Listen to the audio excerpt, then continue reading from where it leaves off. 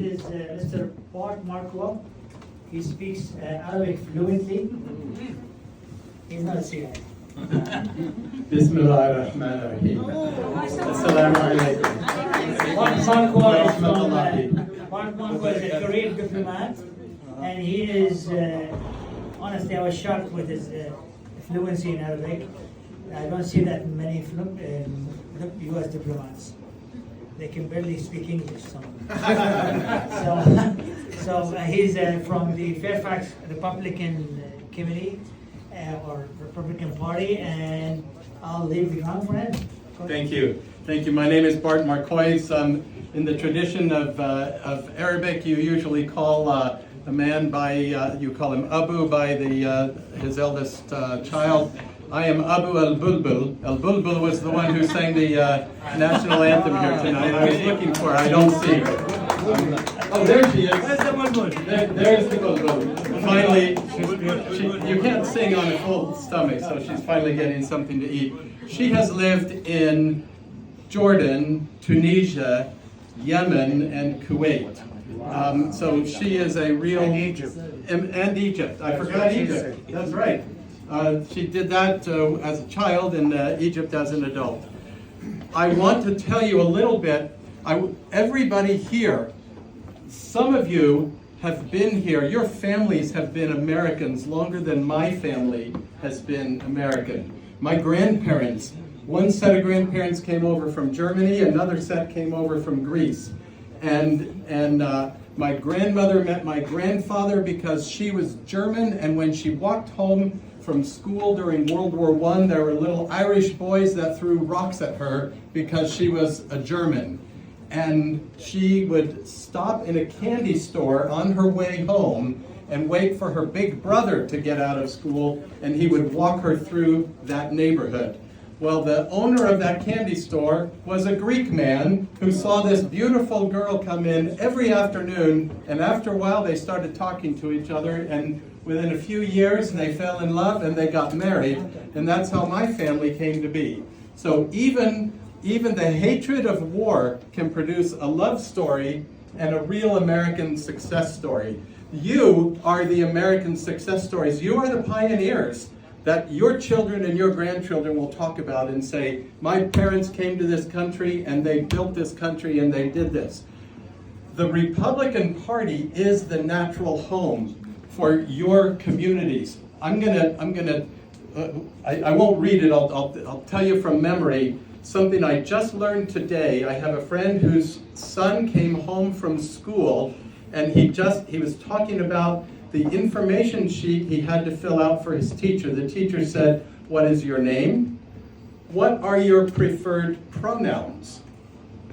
And then said, and do you go by these pronouns at home, or do you only go by these pronouns at school?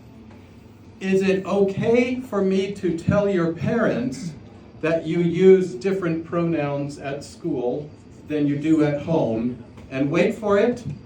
Then they said, if you come from a religious family that does not support your idea of your identity, we can help you learn how to deceive your family, how to deceive your parents, and pretend that you are what they think you are, and you can still be what you want to be here at school. That is in a county public school system right here in this area, and it's something that every school child is being asked. Whether you know it or not, they're being asked. So when Intifad talks about this, when Massad talks about this, when everybody talks about this, this is serious. And I think that this is a lot more serious than anything that happens anywhere else in the world. Because what happens in the world, what happens outside of America, is something that we cannot necessarily control. But what happens in our homes and in our families is eternal. This is something that affects people for eternity. This is something that affects their souls, their spirits, their minds, their hearts. And the forces that are trying to take our children away from us are trying to destroy them for the rest of their lives because they will warp them and they will no longer have liberty. You came here, or your parents, or your grandparents, or my grandparents, we all came here looking for a better life than we could have in the countries that we left, or that our ancestors left. We came here because America was the last best hope of mankind. I have a friend who's Armenian. When his family were able to leave Armenia after the fall of the Berlin Wall, they were waiting and waiting and waiting, and they fled. They fled to Hungary, and then the border opened to Czechoslovakia, so they fled to Czechoslovakia, and then the Czech Republic and Slovakia divided, and they came to the Czech Republic, and they are Czechs now, but they look to America to defend their rights, to defend liberty, and to defend the entire idea of liberty. I don't see our French diplomat anymore. I had a great... She's there? I had a great talk with a French diplomat in Yemen when I was stationed there. And I was making some comment about American culture. And he kind of laughed a little. He said, well, you Americans, you're very chauvinistic about your culture. I said, no. I said, we're chauvinistic about your culture, and your culture, and your culture, and your culture, because you are our culture. You are America. America is you. And Brother Abbas, I am so glad you're here. I am so happy you're here. Ahlan wa sahlan. Thank you. Thank you. We want you here because you strengthen us. In Fairfax County, we have a vigorous outreach. Our beginning effort is to translate our information sheet, a simple one-page information sheet. I was so glad to hear you use the words, "the choice is clear," because that's the name of our information sheet. We have it now in Spanish, Chinese, Korean, Vietnamese, Arabic, Pashto.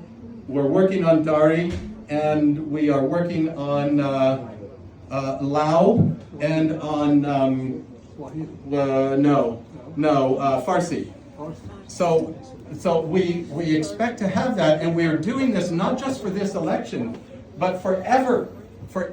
And we will send this to you and ask you to forward it to get your 100 people, the 100 people per person. You will get that by forwarding this information, because all it says is the choice is clear. This is what Mike Van Meter stands for, and this is what Jerry Connolly stands for.